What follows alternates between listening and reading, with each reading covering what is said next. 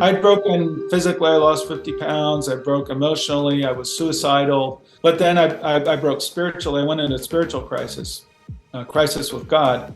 Yeah, and I had a lot of questions. I had a lot of doubts. Yeah. And I don't have anybody to answer my questions, nobody to correct me when I have wrong ways of thinking. The only Christian I had any contact with during those 2 years was with my wife when we were allowed to have a visit through glass on a phone. And so I was isolated in my faith and in a very intense Islamic environment.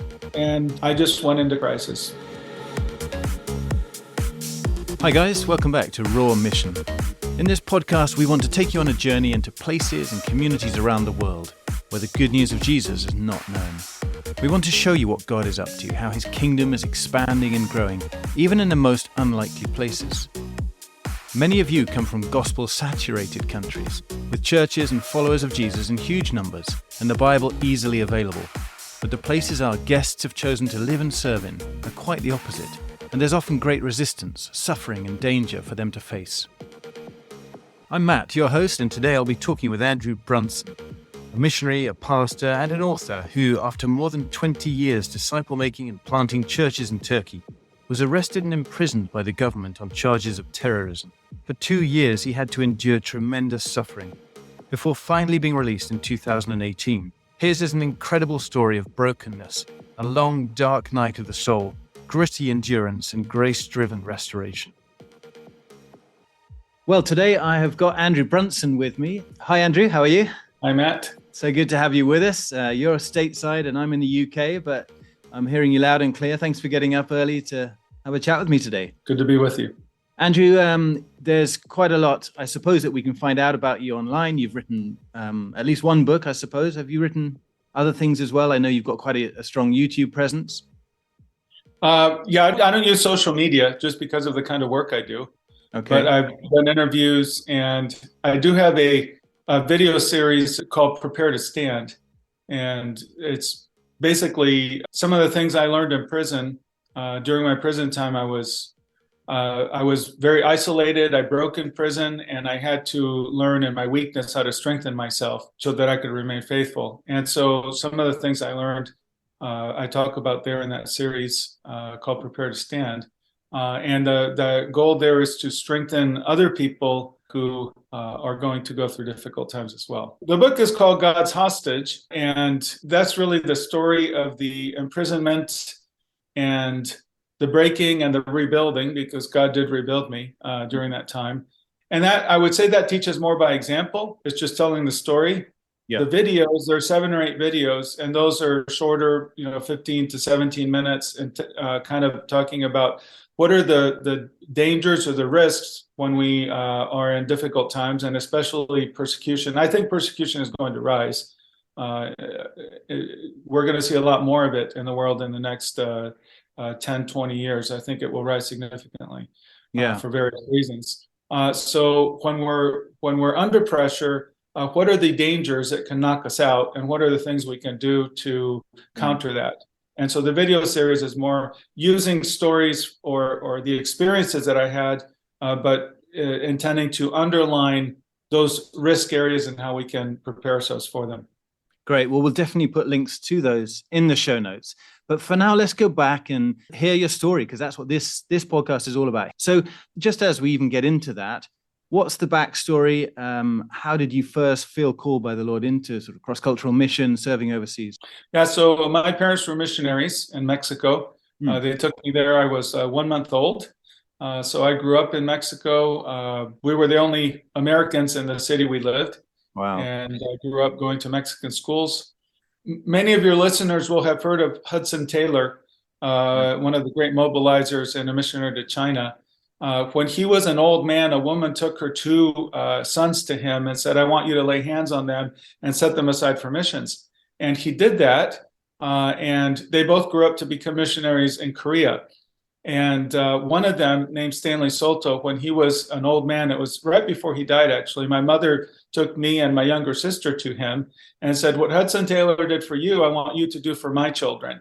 So he laid hands on us and set us aside for missions. And I remember it. I was only 3 years old. It's one of my earliest memories. But I got a spanking right after this because I was acting up. And so that kind of engraved it in my mind. From that time, I always had a very strong sense that I was to be a missionary. And obviously, I had the influence of my parents who were missionaries. But I'm the oldest of 7 children. None of the others went into missions. I'm the only one who did. But that, even when I was during my teen years, when I was not walking with the Lord, if someone were to ask me, what are you going to do when you are older? I'd say, if I survive this period of my life, I know that I'm supposed to be a missionary. Wow. I believe I was set aside for this, and I've always had that very much in my heart. Right after high school, I went to Operation Mobilization, and George Verwer, who recently died, I worked with him for a year as his gopher, just driving him around and learning from him. And this is where we were spending a year in the UK at the international headquarters when I was working for George. And we saw these teams going through to the Muslim world. And I thought, what am I doing here? I was headed to Latin America. I was going to go back there when I married my wife. She knew that we were going back to Mexico. I took her there for our honeymoon. And the year with George Verwer was just to get some experience with him, to learn from him. But then during that year, God just put in both of our hearts separately the Muslim world. And that changed our direction. And we became very committed to that. We ended up in Turkey because our church, our denomination at that time, asked us to go. And when they did, they said, "Are you interested in Turkey?" I said, "Well, it's number 20 on our list." In other words, no, I'm not interested in Turkey. But they asked us to go, and we went out of obedience rather than any sense of calling to Turkey or real interest in Turkey. Mm-hmm. And my wife, when we got on the plane, she was crying, it's like, my life is over, I'm going there. But the thing is, we arrived with very low expectations. Many people prepare for years, and then they get there and there's a shock that the local people don't like you and the local church doesn't like you either. And many people go through a very hard adjustment. For us, we started out at the bottom. And I would say for the first years, we really didn't like it. But during the first 3 or 4 years, God just built a commitment in us.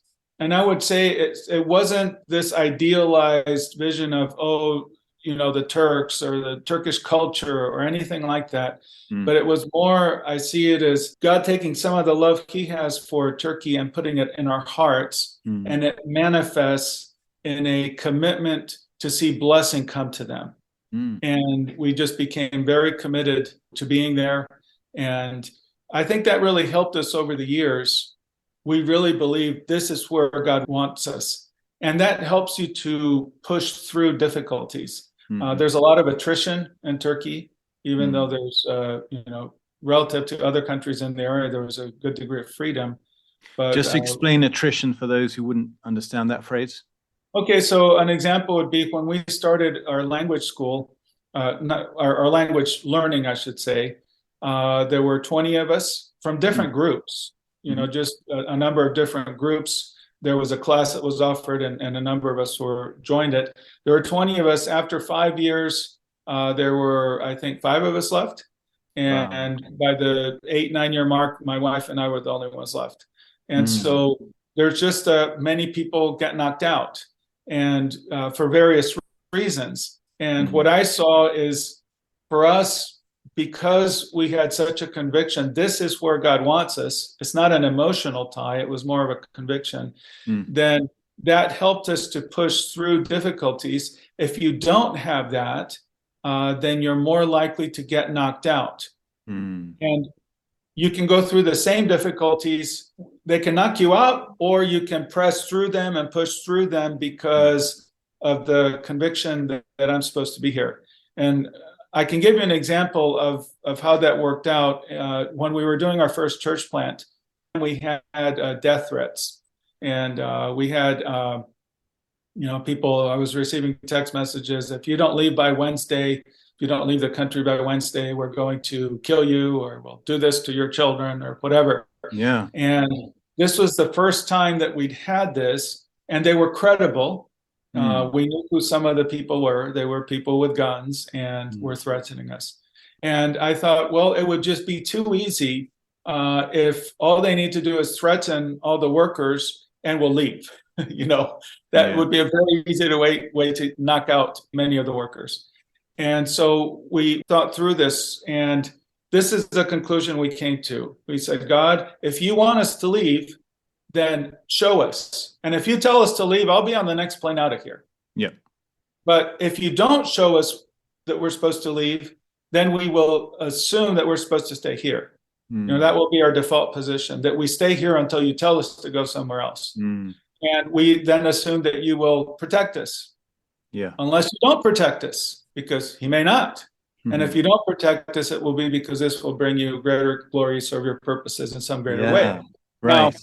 Now I say this, very easily now, glibly, that we had to work through all the emotions of this, but that was the way we began to think. And so in the future after that, when we, for example, another time, a gunman came to our church in Izmir and attacked us. He shot at me. Were you the pastor of the church? Well, by this stage, we'd already been involved in several church plants by then. This was maybe our fifth church, number 5, what became our final main church plant. And we had another church plant going on in the city this man came from. He was upset about our starting a church there. And so he came to attack our main church in the city of Izmir. And so, he came, he attacked and shot at me. And this was traumatic for our children, and afterwards, some of the people in our church are saying, of course, you're going to leave now. I said, no, we're not going to leave. We've been through this before. And this was the only time I was shot at. But, after that first threat, there were other threats, bomb threats, death threats. There were things like that. Somewhat regular, not all the time, but, it wasn't super unusual. And I'm not the only person who experiences that. I think anyone in Turkey who had a public church plant would face some of the same things. That was one of my questions, because many of our workers around the world wouldn't have such a public ministry, I suppose, because they're working with underground churches. But yours was a visible ministry, wasn't it? That's the key thing here. Yeah. So let me just say, when we had those threats, we had that decision we'd already made, and now we just had to stand in it. So then when I'm shot at, I have the same thing as, no, we've already made the decision. We stay until God tells us to leave. We'll assume he protects us unless he doesn't. And then that's his decision. As for the public side of it, in Turkey, our approach was, how can I explain my being here? We went as students. We enrolled in a local university. And then I said, well, we work for a nonprofit or for a business and things like that. And eventually, we settled on something else around the 4 or 5 year mark that said, I work in a church. And most Turks have never met a Christian in their lives. It's the largest unevangelized country in the world. Meaning, of all the large countries, it's the one that's been least evangelized. And what we have there is a high degree of freedom with low degree of interest. Right. And that's changing now because there's a lot more pressure and it's becoming less free, and the interest is actually rising tremendously. Yeah, interesting. But the way we approached it is, I said, I work in a church. Most people, since they've never met a Christian, I don't have to share the gospel with them. I'm just saying, this is who I am. And if they have questions, then they know who to go to. And in Turkey, there was always a back and forth. There were cycles with the government. Sometimes they allow more activity than at other times. They were always moving the goalposts, and we're always trying to adjust. But basically, we were able to, with some difficulty sometimes, to be public. And I thought, well, if we have that freedom, why not use it? Yep. And so our approach was actually to be public, and we would try to rent a place and put a sign on the front that says church. And that attracts a lot of attention. It can attract a lot of negative attention. I remember starting one in an outlying city, 300 1,000 people, no church, no believers there that were known. And when we opened our little place, then the local newspapers say, here's this, the Christians have come, this is terrible, and here's where they are.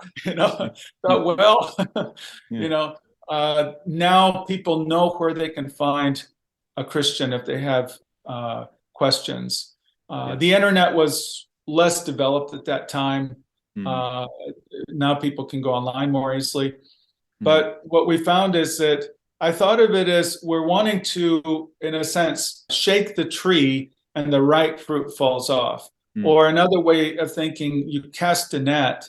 And so we're saying, how can we find those who are interested? Because that's the challenge. If we learned if we're doing friendship evangelism, but sometimes that's the only thing you can do. And so when we're doing friendship evangelism, a normal person can sustain maybe 50 to 60 relationships. And so if that, yeah. And so if you think in Turkey that 1 out of every 16,000, 17,000 people becomes a follower of Jesus, well, there's a percentage-wise, there's a very high likelihood that if you only know 50 or 60 people, that you're not going to have a lot of response unless God really, really just connects you to the seekers. So really, we were trying to find the seekers. And we found that one of the best ways to do that was to be public. And this brought negative attention, but we also had many people come to us who are just asking questions. They're curious. Yeah, I love that. And I'm glad you said it was a process of wrestling with security. How do we deal with this, or threat of violence? Because I think a lot of people don't have that opportunity to think it through. In the Western countries that we come from, we don't think it through biblically. Were there passages or examples that you would lean on in terms of how you came to that process of, okay, we feel God wants us to stay in this? Because I knew folks in Pakistan after the terrorist attacks there, they were wrestling with this. I myself had to wrestle with it because there were various attacks on foreigners from day one when I arrived in Pakistan. So we had to wrestle with this, the theology of suffering, of fleeing or staying. So were there any key scriptures that you sort of leant on in those times? I don't think so. I think it was more of the worldview that had developed in me, the perspective, I should say, that we should be willing to sacrifice for the kingdom. And what we were doing, it involved a level of risk. Am I willing to undertake that risk? And I'd say in some sense, we did count the risk. I mentioned that. We also went, for example, to when the Syrian war heated up, many people came over into Turkey. And so we set up a team on the Turkish-Syrian border and to deal with refugees. And so my wife and I would go out there and we were told, don't come into this area. You're American. This isn't good. There are a lot of ISIS people around. When I first started going out there, I could hear the small arms fire. I could hear the bombs going off. And there's a lot of treachery in that region. And many of the people who later showed up being beheaded, they were kind of sold by the people they were working with or their guide, turned over. And so, there was some level of risk. And every time we went out, my wife was afraid, but she'd go anyway because she thinks this is what God wants me to do, and I'm going to be obedient. And then she'd get back to Western Turkey, to Izmir, to our base, and it's just a sigh of relief. I'm back in my relatively safer home. But I would say, as I look back, some of it was we counted the cost, but maybe it was a bit naively. And I would say to people who'd come to Turkey and, they're nervous, they're exploring, do we want to come here? And they talk about the risks. And what I'd say to them is just come with this mentality. Assume that you're going to come here to die. Okay. That's what can happen to you. You can be killed, and just count that cost and come with that mentality, and then it'll be okay if you've already counted that cost. And it's very unlikely something will happen to you, but just come assuming that it will. Sure. And I think that would startle people. And it wasn't very comforting to them. Now, having gone through prison and broken, I think I had the same, I would say the same thing because I think it's true, but I would say it with a lot more compassion and a lot more humility because, as I said before, I counted the cost. What if I really had to pay that price? It may have been much more difficult than I anticipated. And this is what happened to me in prison. We had counted the cost. Maybe we can be attacked, I can be killed, something like that can happen. We never thought about prison because no one in living memory had been in prison. Certainly no workers had been imprisoned. Yeah, we often assume that if a worker gets into trouble, well, they'll just be kicked out. And that's what happened in Turkey is people would get kicked out. And, one of my good friends at the time probably had the record for arrests in Turkey. And they might hold them for a week sometimes or 2 weeks max, but then they would release him or they'd kick him out, or they would more recently arrest someone and they would hold you in a deportation area. For the Americans, they would hold them, especially because the Americans resisting being kicked out. And so they would hold them for the maximum, 2 weeks or so that they had to appeal and then kick them out. So it just wasn't on our radar screen that we could actually that I could go to prison. And I think one of the reasons actually that I was arrested and then held was that the Turkish government wanted to use me as an example and intimidate other workers so that they would self-deport. And some did. And now I look at those things differently. I say, if someone leaves, I understand. I'm not saying that I would leave. Maybe I would.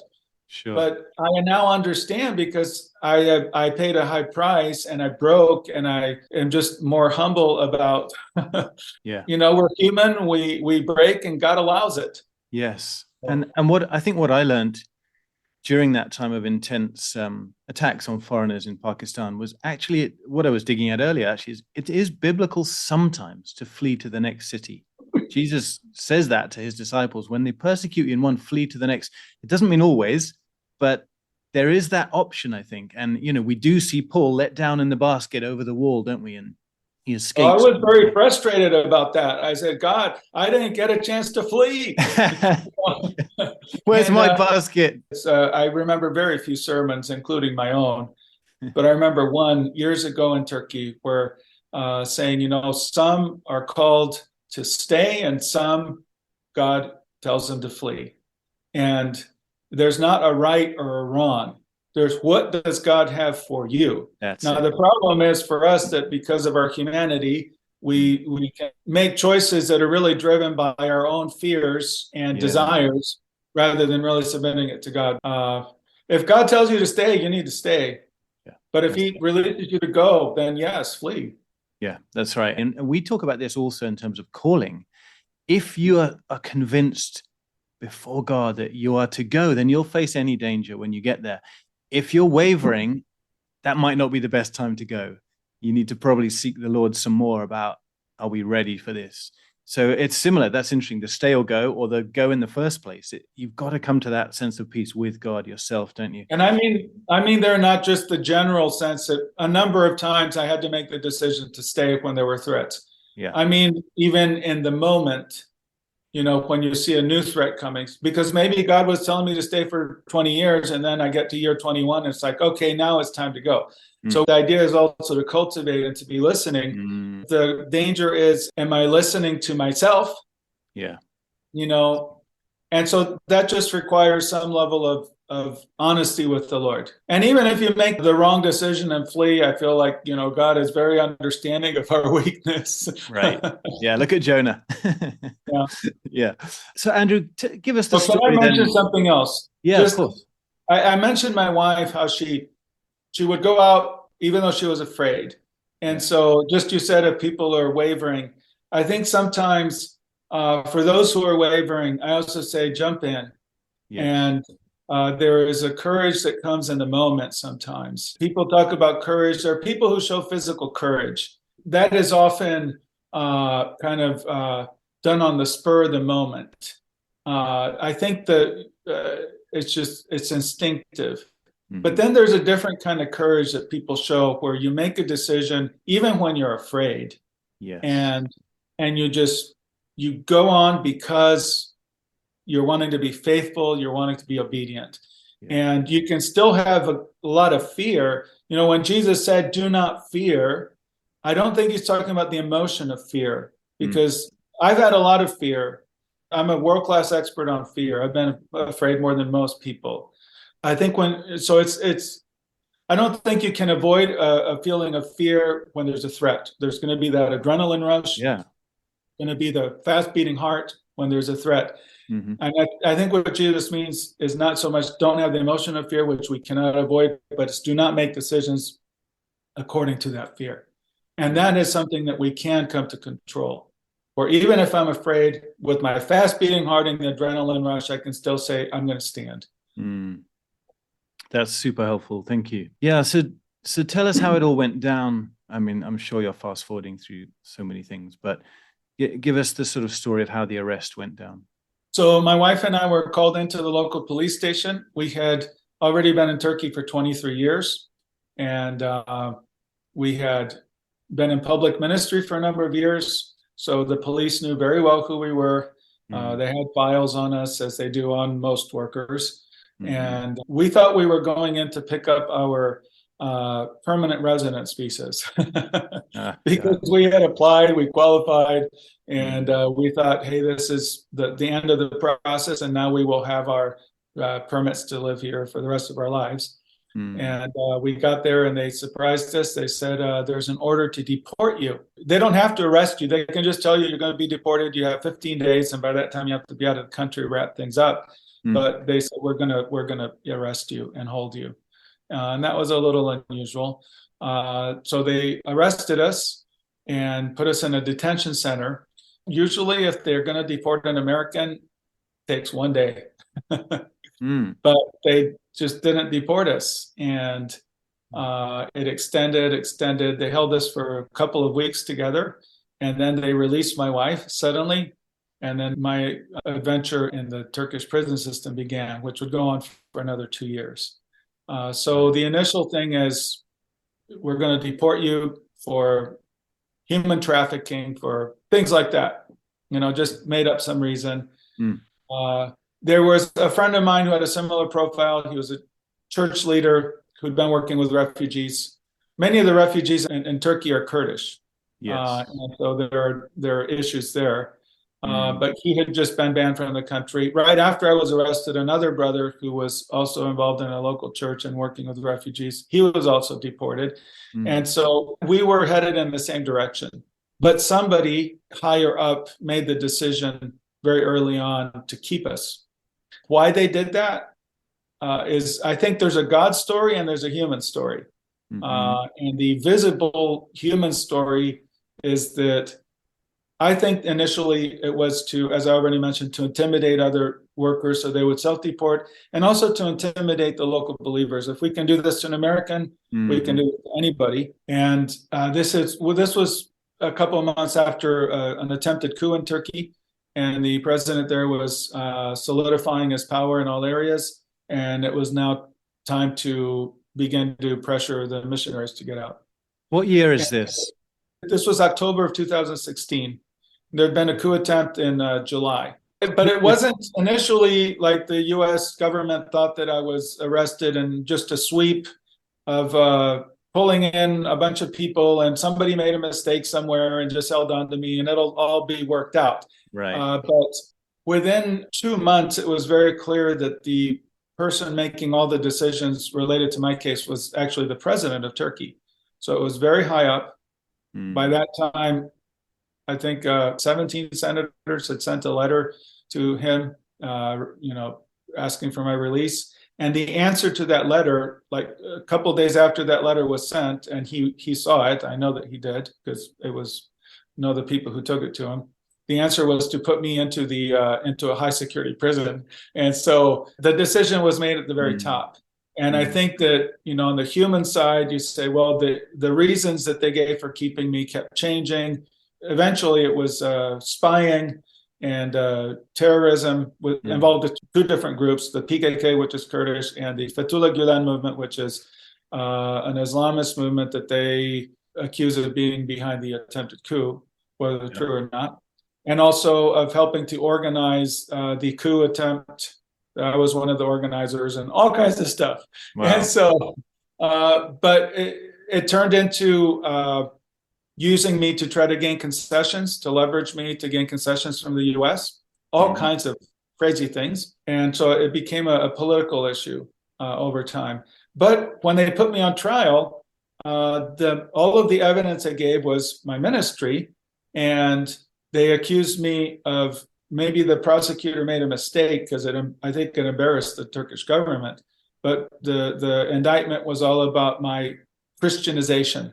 The idea of I'm using Christianization as psychological warfare and trying to split the Turkish state by creating a Kurdish Christian, nation.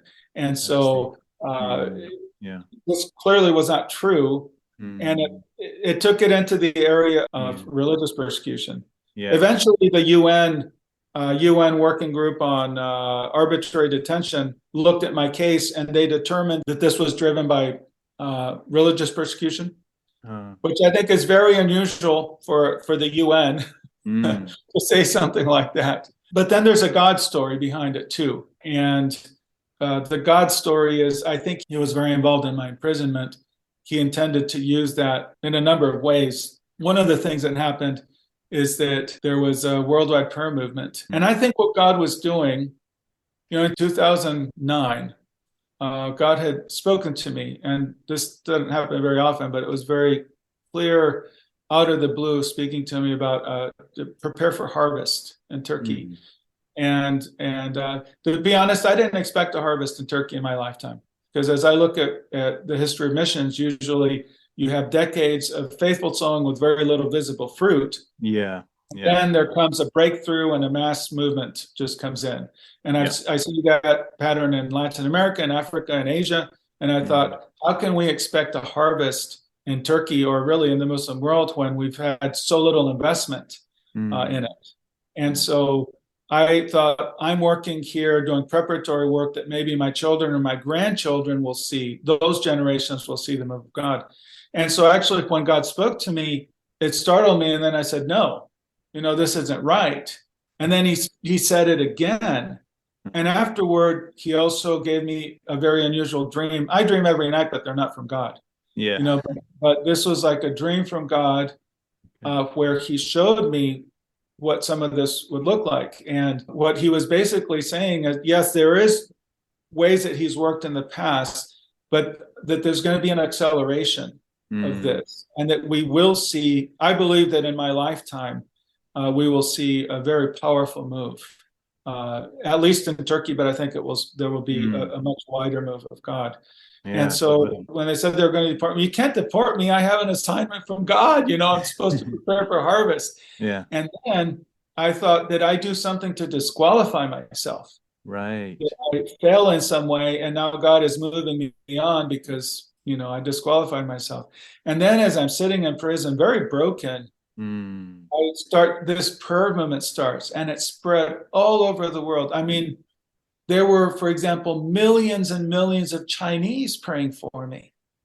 One of the house church networks printed 1 million brochures about my imprisonment. And so millions of Chinese are praying, and I'm thinking, why? I feel so embarrassed and unworthy because I'm weak, and they have so many, famous prisoners in China who've, really are examples of perseverance. And here I am broken, and I felt unworthy. But then I also began to see, actually, this is serving that assignment to prepare for harvest. I'm not doing anything except for holding on. But God is raising up just this wave after wave after wave of prayer that's pouring into that country. In a sense, I become a lightning rod, pulling in that prayer. And so I began to see, no, this is an assignment from God. I don't know if I can endure. I don't know if I can survive it, but it's an assignment from God that is serving, that harvest in the future, just pouring in all that prayer. And just since your audience is interested in missions, I want to say why I think this unprecedented prayer movement was focused on Turkey, because it was the head of the Muslim world. Through the Ottoman Empire, right? They were the head of the Muslim world. They had the caliphs. They, were over North Africa, the Middle East, the Balkans. They conquered in the name of Islam. And so I think that in the spiritual realm, there's spiritual powers behind all of these things, because Paul says we wrestle not against flesh and blood. There are powers and principalities behind all these things.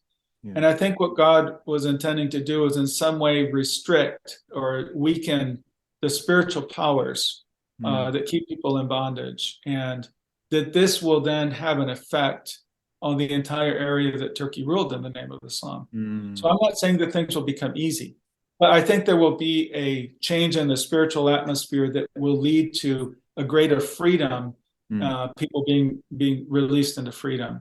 That's the story of the church, isn't it? That fruit and persecution do go hand in hand, and there's something about doors are opened. There's a softening for the gospel that happens when the church is literally, bleeding and dying. And so here I'm not talking about my persecution here, which was, in the large scheme of things, quite small. I'm talking about the tsunami of prayer that pours in. Yeah, I'm thinking God was turning the eyes of millions and millions of people onto that country because he intends to use this to accomplish something.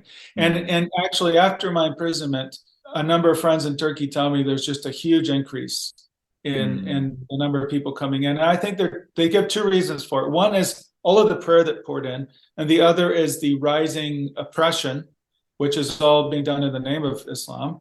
Yep. And so the younger generation, not all of them, mind you, but there are many young people now coming into, I would say coming into churches because those are the places they know to go when they have questions. They're coming in and saying, I don't know what I believe, but I know I don't want to be a Muslim. Tell me about Jesus. And so this is something unusual that just hasn't happened before. Right. And we're seeing that, of course, over the last 20, 30 years in Iran and the growth of the Iranian church. That's a great way to pray into what's happening in Turkey. Yeah, give us a little insight into physically what it was like for you, emotionally, spiritually, being in that prison cell that's a huge period of time. This isn't just 20 days. The problem wasn't the period of time, especially when you start out. It can seem how can I hold on for even a month? I can't do this. But it wasn't the period of time. It was the conditions. If I had known I was going to be in for 2 years, it would have been really tough. Right. But I didn't know it was going to be 2 years. I did not know I was going to be released until the very day I was released. And the Turkish government said they were going to give me 3 life sentences. Wow. And so as far as I know, and they can do anything they want. It was a completely politically driven thing. And if they say 3 life sentences, then what can I do? 3 life sentences in solitary confinement with no possibility of parole, plus 35 years on top of that. And so I did not know that I'd ever get out. And this is this uncertainty that really tests the heart. If I'd had that goal, I have 2 years here, I'm going to just count the days. And there's hope. Yeah. So the things that led to my breaking, one is I just mentioned that uncertainty. I don't know what's going to happen to me. Yeah. Another is fear. I was very afraid. At the beginning, I was in solitary confinement for about 50 days, and I started to break there. I started to lose my mind. And one reason is if they want to break you, they isolate you and sleep deprivation. So they did not deprive me of sleep, but my body deprived me of sleep because all of the stress and fear releases hormones. So I have all this adrenaline and cortisol just being released in my system. So I can't sleep and I'm exhausted. But when I start to fall asleep, a burst of adrenaline will jerk me awake because I know that something's wrong. I'm very stressed. And so I was sleeping maybe 3 hours, 4 hours max a day. And over time, my body just started to break down. And then there's the isolation.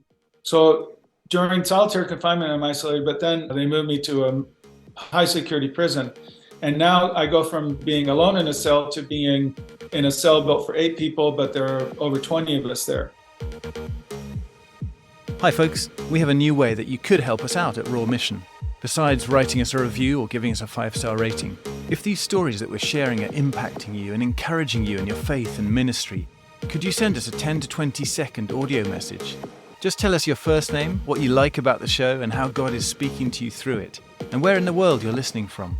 We know that we have listeners in about 100 nations, so we'd love to hear from you. Perhaps you could also tell us what your favourite episode has been. You could use one of the free file transfer websites, or just send an audio file to matt@frontiers.org.uk. Thanks, guys, and now let's get back to the podcast. And in the kind of prison I was kept, you don't leave your cell. It's 24/7 in the cell. And they bring you your food there. You just stay there. You have one toilet, one shower, and everyone's just crammed into the cell. And so I was isolated before in solitary confinement, but I move into a very crowded cell, and I'm isolated by my culture, my life experience, my nationality. And I do speak Turkish, but everyone there is a Turk, very different. The main thing is I'm isolated in my faith because I was always held with Gülenists, and they're accused of being a terror organization. But what I can't tell you is that they're an Islamist organization, which had started Muslim schools in 170 countries. And so it's really a missionary movement. They're wanting to spread the version of Turkish Islam. And so that means that they're all very, very committed Muslims. And that's who I was held with. The cell is crowded. They're all especially leaning into Islam more and more because they think that's the way to get out. If I repeat this chapter of the Quran, 5,000 times, then I'll get out, or, things like that. And so it was like living in a mosque, but much more intense. 24/7. I would say every hour of night and day, there was some kind of Islamic worship or religious activity, because chanting and tasbih on the beach. So the chanting, obviously the 5 prayers a day, but there wasn't enough room for everyone to line up, so they do it in shifts, so that extends it. And the chanting, and then some of them they're fasting, not just during Ramadan, but at other times they're fasting. And so they'll stay up all night and then sleep during the daytime. And so there was usually some activity going on. And for me, I was already starting to break. I'd broken physically. I lost 50 pounds. I broke emotionally. I was suicidal. But then I broke spiritually. I went into a spiritual crisis with God. And I had a lot of questions. I had a lot of doubts. And I don't have anybody to answer my questions, nobody to correct me when I have wrong ways of thinking. The only Christian I had any contact with during those 2 years was with my wife, when we were allowed to have a visit through glass on a phone. And so I was isolated in my faith and in a very intense Islamic environment. And I just went into crisis. The real thing, I would have broken anyway with the fear of the isolation, the uncertainty, that I would have broken. And I want to emphasize, I was a relatively tough missionary. And this is why I start out saying, look, we had threats, we counted the cost, blah, blah, blah, blah.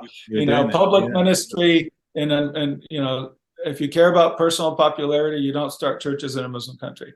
And in spite of that, I broke very quickly. And so I say this because I think often, especially in the West, we have an unwarranted confidence when it comes to persecution, perhaps a naive view of persecution, that it's just good, it always builds the church, everything's going to work out okay.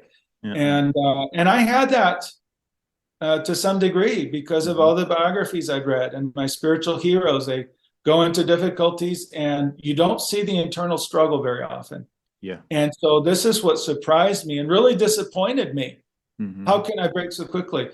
But what really did it for me was, especially the spiritual breaking, is that I went into crisis with God because I was very disappointed He didn't show up the way I expected. And so I expected I'm going to have a real sense of grace. I didn't. I have grace. When I look back, I can see I had grace that sustained me, but it was an unfelt grace for the most part. And I learned that grace is not an anesthetic. You can still have pain and suffering and a real sense of loss and grief. You can have grace sustaining you, like you're barely keeping your head above water. You may not feel the grace, even if it's there. The thing that really broke me was disappointment in God. because I lost all sense of his presence.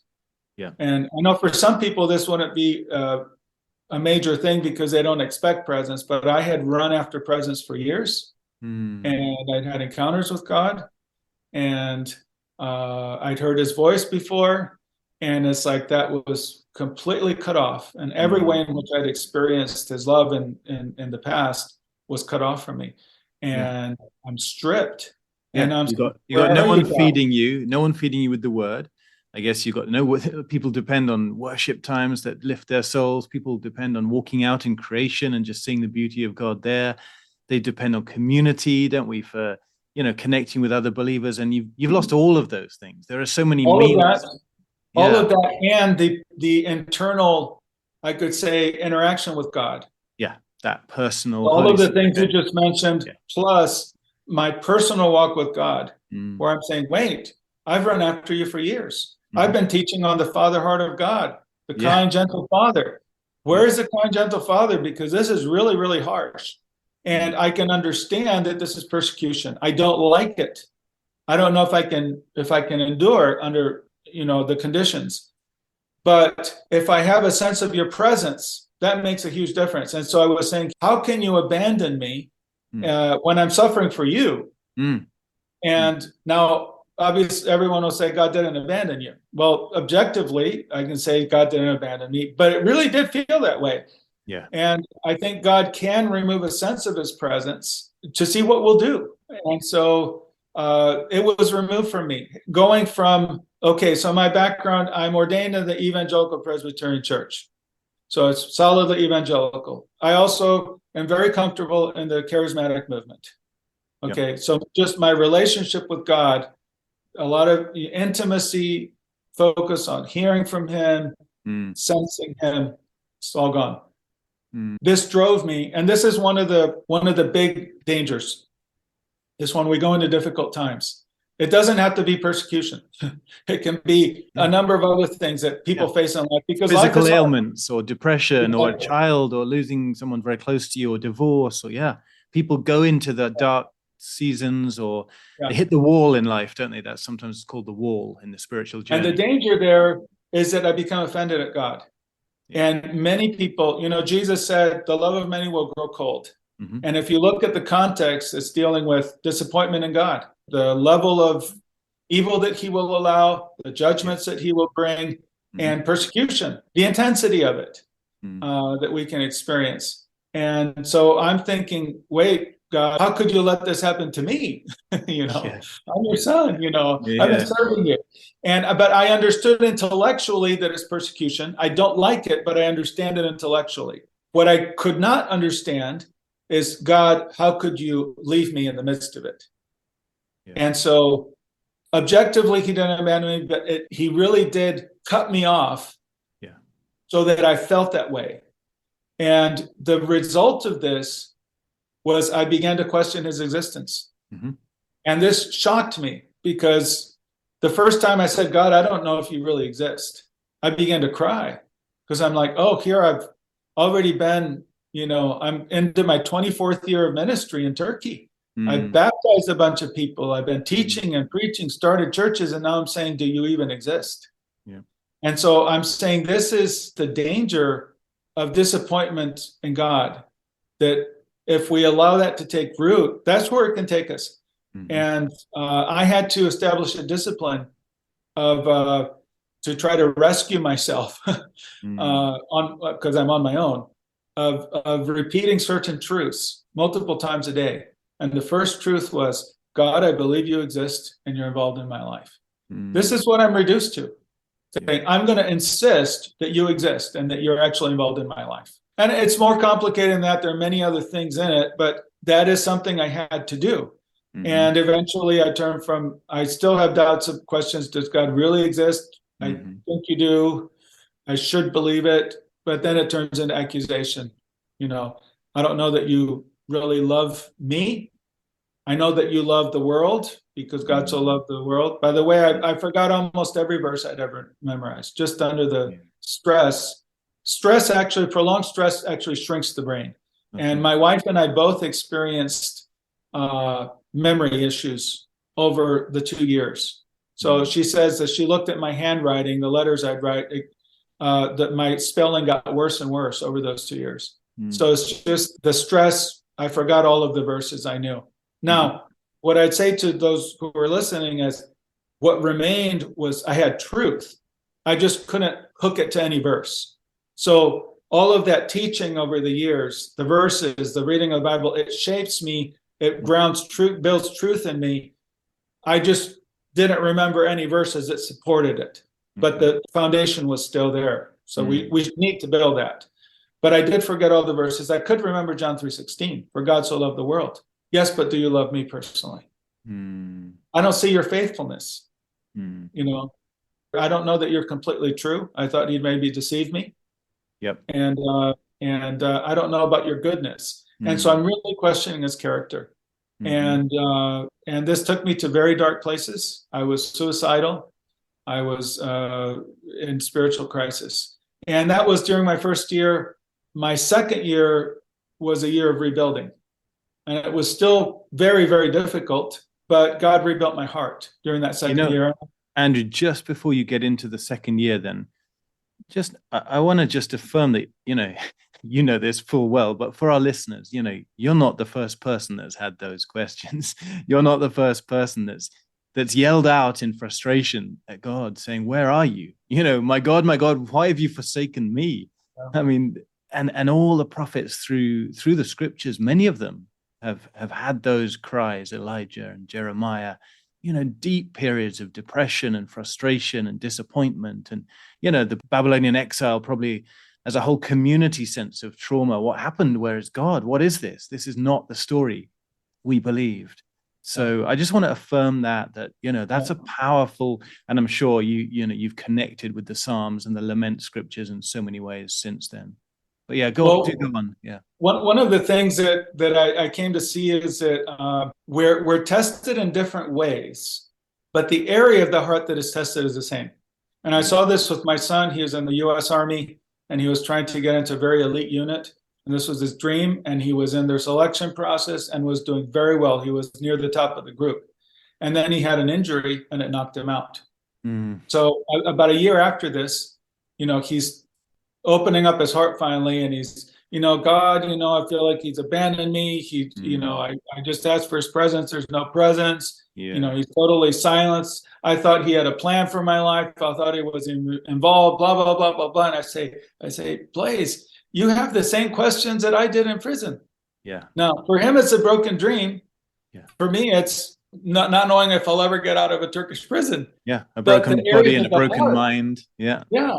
But the areas of the heart, it's the same questions. And so different tests, but the area being tested is the same.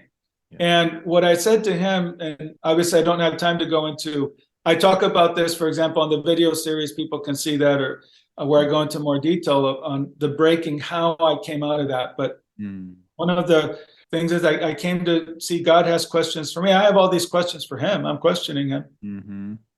He has questions for me. Andrew, are you going to love me even when you don't see my love? Are you going to be faithful to me even when you don't see my faithfulness? And that ultimately, people have said to me many times, oh, Andrew, the whole narrative of your imprisonment is just the faithfulness of God. I say, yeah, well, maybe, let's say that God's faithfulness underlies everything. But really, to me, the narrative is more my faithfulness, in that I wasn't seeing God's faithfulness. I wasn't feeling it. I wasn't perceiving it. And then the question for me is, am I going to be faithful? Am I going to love him when I'm offended? Am I going to be faithful to him when he's not doing what I expected from him? And so much emphasis on you need to endure, you need to persevere. And yes, the faithfulness of God underlies that, but for me, the emphasis on what I need to do, how I need to respond to him. You had mentioned Israel, and this is interesting to me because in exile, because this became sort of my theme verse, was Isaiah 50 verse 10, which is God speaking to Israel in exile. And he says to him, for the one who walks in darkness and has no light, let him trust in the name of his God and lean on him. And God is speaking to Israel in exile. He could say, I'm going to send you light. This is a positive message, but he doesn't. He basically said, you're going to be in the dark for a while. Mm. In your darkness, lean into me. Mm-hmm. And I think this is one of the things that he stripped me of everything. And then it's, what are you going to do, Andrew? Yeah. This is a test. Are you going to overcome that disappointment and the offended heart? Mm-hmm. And in spite of my silence, in spite of feeling abandoned, are you still going to lean into me? One of the things he was doing was that no matter what my circumstances are, I needed to learn to stand in the dark. Mm-hmm. When I don't see him, when I don't understand him. Because there are many things I don't understand. Yeah. So that actually reminds me of Job more even than the story of Israel. Someone who was really stripped back of everything. And that was the question God asked him. God wouldn't really answer his questions about suffering and why, Lord, and what's going on. And all his comforters were no use to him. But God asked him the question, am I not God? That's powerful because you can't control everything else around you. You can't control is the presence of God being felt right now. You can't control how long this dark night of the soul will last. You can only control, will I lean in and still trust? This was a real frustration for me. I have friends, people who've been in prison for the Lord, who Jesus appeared in their cell. This is one thing I was saying, oh God, if you would only, because Paul says this momentary light affliction doesn't compare to the weight of glory. And I'm thinking, Paul was not speaking in faith when he said this. He was speaking from his experience. He encountered the resurrected Jesus. It's so powerful. It knocks him to the ground. And then he says he went to heaven. So he saw from an eternal perspective because he actually experienced it. And I'm saying, oh God, if you would just let me have something like that, if you would just appear in my cell, if you would take me to heaven for 30 seconds, give me a different perspective, and I would just shut up. I'd stop my complaining and accusation. But he didn't do that. I have friends who have experienced that, but I did not. Part of the rebuilding process was building that fear of God and also building an eternal perspective that kind of shifts me from just focusing on what I'm at to saying, I'm living for the day I stand before Jesus. I want to be faithful. I want to have no regrets when I stand before him. I had to build that day after day after day. That was a real part of my rebuilding process. Sorry, what do you mean by no regrets there? Because that's a phrase I hear, some thrown around a bit, but just define that. So I can talk about my breaking and weakness in prison, and I look back and I don't have shame about it. Great. I don't have regrets. But here's what happened. I find out 3 life sentences. I don't know if I'm ever going to get out. And that really knocked me out for a few days. I just stayed in bed and I was so depressed. Then I'm just pacing back and forth. And I'm singing out my grief to God. I'm singing out to him, the pain of losing my children, of losing my wife. Here I am isolated, alone in this place. And then what comes out of my mouth as I'm singing this, my grief to God, my sense of loss is, but you're worthy of my all. You're worthy of whatever I end up going through. You're worthy of this. And then a heart song formed. I just began to sing these things to him. One of the things that I sang to him, and I wrote this down and it became my song and I sang it every day in prison, my second year. It was, I want to be found worthy to stand before you on that day with no regrets from cowardice, things left undone. And this went back a few months before at a very low point. It's a real defeat. I had said, God, I don't want to serve you anymore. I'm not rejecting Jesus. I don't want to turn my back on Jesus, but I don't want to serve you anymore. And if you are planning my imprisonment to be a service to you, you intend to use this in some way, I'm not willing. I mean, think of the failure. By that time, I'd been serving him for 24 years in Turkey, difficult circumstances. And I said, I'm giving up my inheritance. I said, I'm willing to be the least person in the whole kingdom of heaven. I don't care. Just release me so I can go back to my family because I can't handle this anymore. I give up and I don't want to serve you anymore.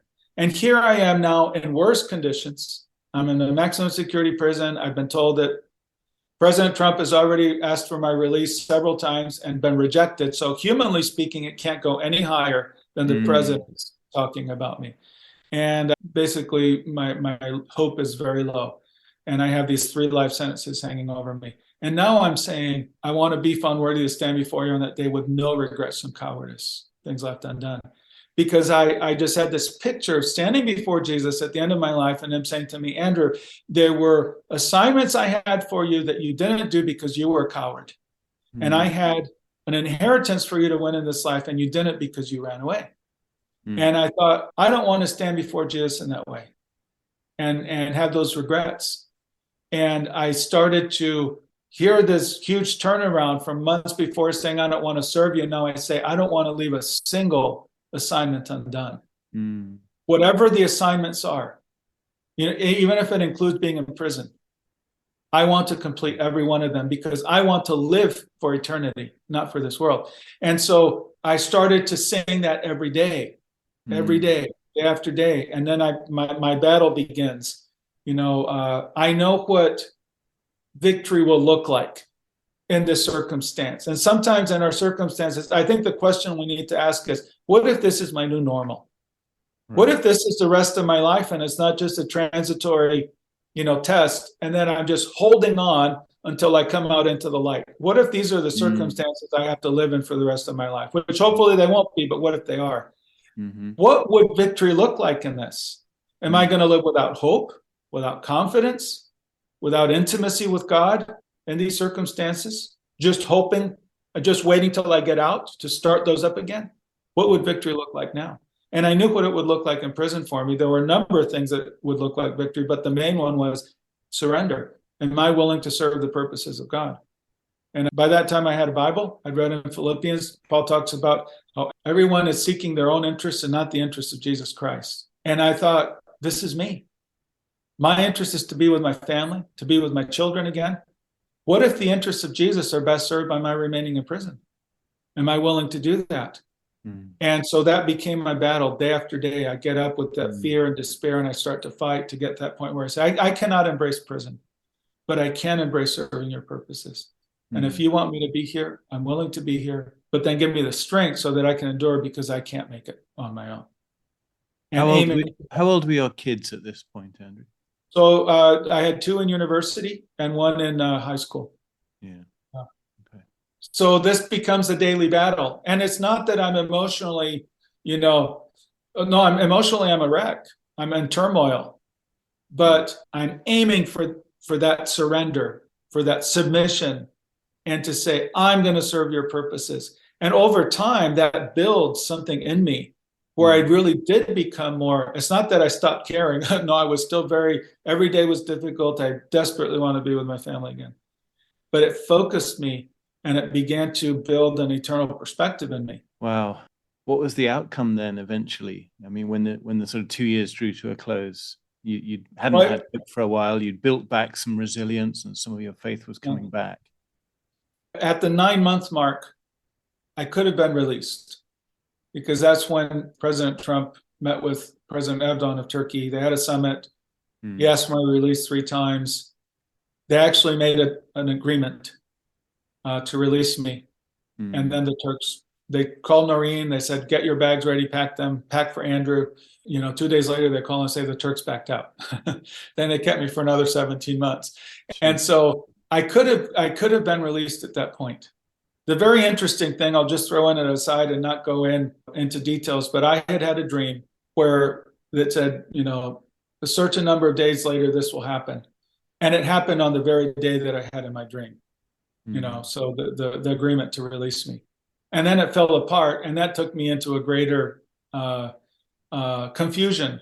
Yeah. Like, wait, God, I saw this in a dream, the exact date.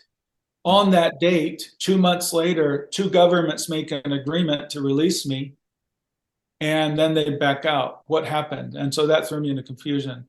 But if I had gotten out then, I would have been very happy. But I would have gotten out like curled up in a fetal position. And my wife and I have looked at all the things that were accomplished by the next 17 months of my imprisonment. And one of them was my rebuilding. I came out with a lot more victory.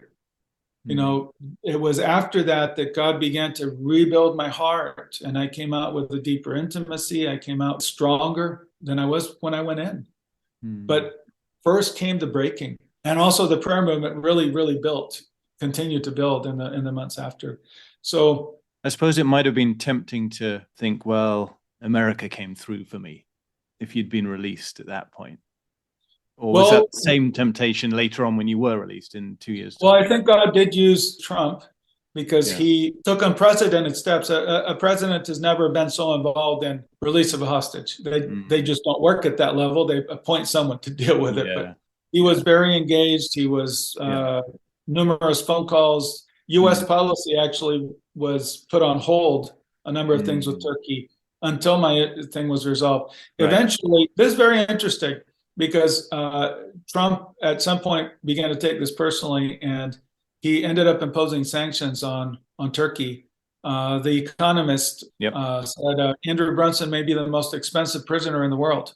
And so Trump imposed sanctions, very minor sanctions, but it's the first time they'd imposed sanctions on a NATO ally. And the Turkish economy started to collapse. It already had structural problems. It was going to happen anyway. But this was like the straw that broke the camel's back. They lost $40 billion off of their stock market immediately. Their currency it was at 4 lira to the dollar. It went to 7 overnight. And so the whole economy is on the verge of collapse. They still didn't release me.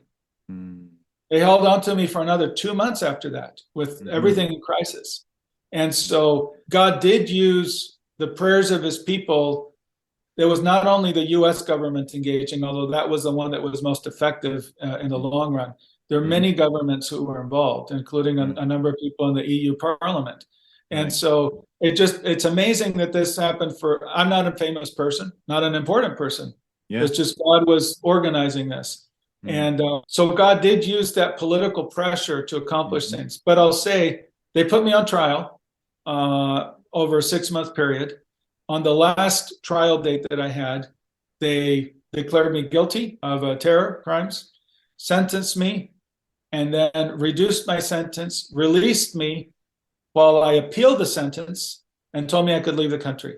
Obviously, all of this is a political arrangement. One thing is to save face. They've held me for 2 years unjustly. And now they can say, no, this guy was a terrorist. See? He was guilty, but we're being merciful. We'll let him go. But here's the interesting thing. The U.S. government, so they had a representative there, and he told me later that they gamed 4 different scenarios. You know, gaming is when you plan through what could possibly happen and how will we respond. And they gamed 4 scenarios for the trial day.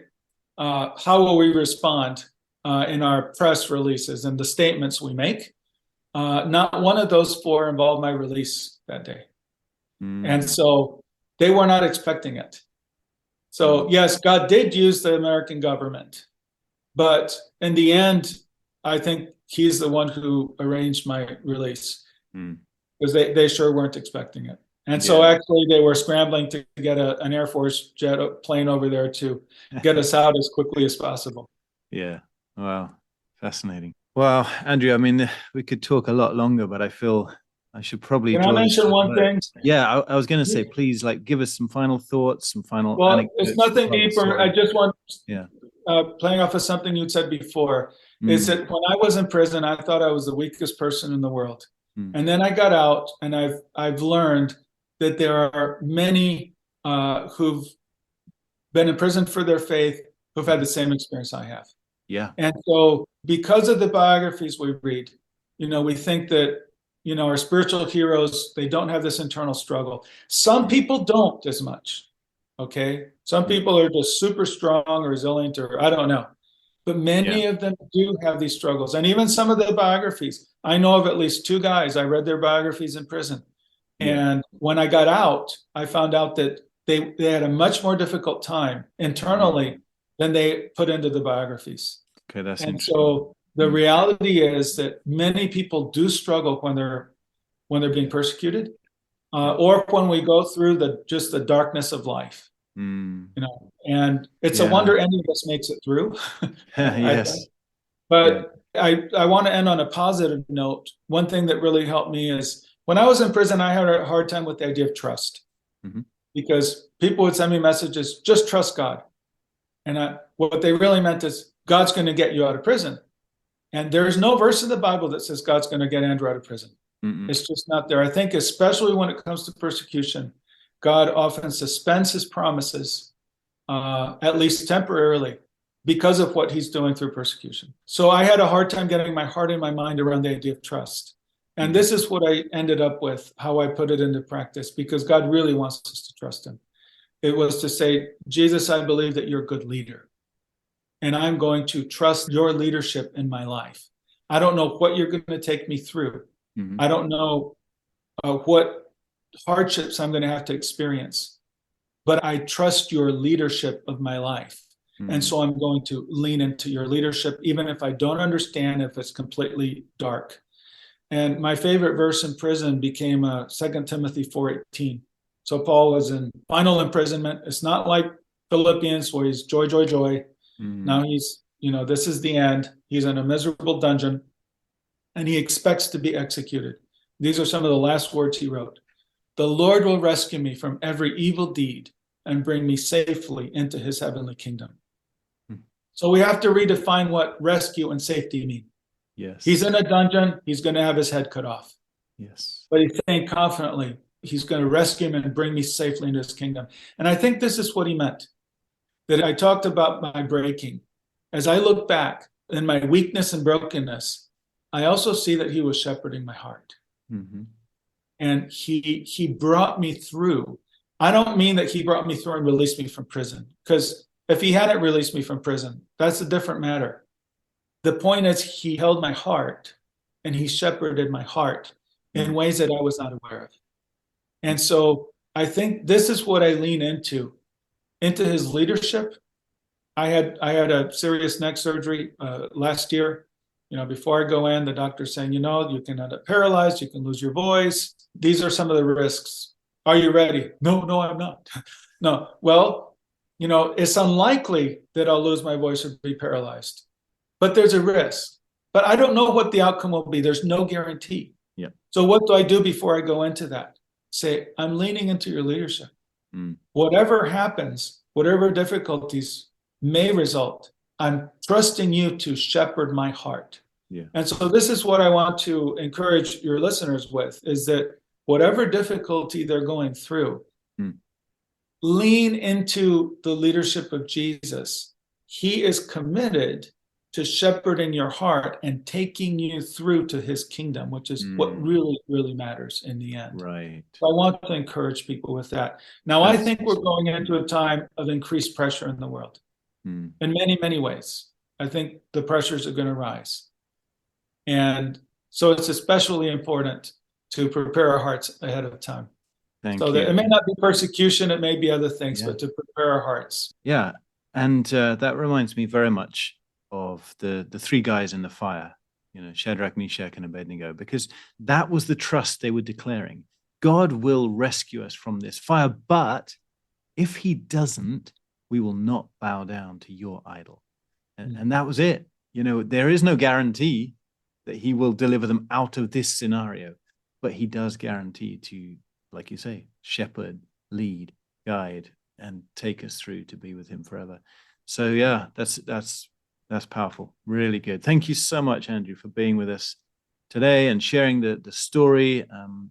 It could have gone on a lot longer from my behalf, but yeah, I really appreciate your time. And we'll put your book and various teaching things in the show notes, maybe a few songs as well. Actually, I was with someone very recently who's just, had an experience very similar to this, some really dark times of faith as well. So yeah, we've just been talking about powerful songs that can also sustain us through the darkest times. So there's a ministry there.